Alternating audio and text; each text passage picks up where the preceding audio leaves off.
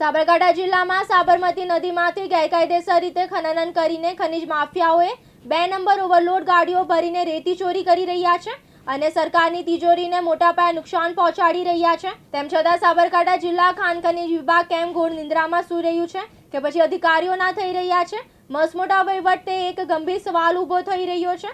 સાબરમતી સપ્તેશ્વર નદીથી માંડીને કટ્ટી મંદિર, કડોલી, ખેડાવાડા, ચોરાપુરા, દેવરોડા અને છેક પ્રાંતિજ સુધીના વિસ્તારમાં ગેરકાયદેસર રીતે ખનન માફિયાઓ રેતીની ચોરી કરી રહ્યા છે, પરંતુ સરકારના ચોપડે કાર્યવાહી માત્ર કાગળ ઉપર જ જોવા મળી રહી છે। ખનીજ માફિયાએ જાણે હપ્તા આપતા હોય તેમ ખુલ્લેઆમ રેતી ચોરી કરીને અધિકારીઓ સામે પડકાર ફેંકી રહ્યા હોય તેવું લાગી રહ્યું છે।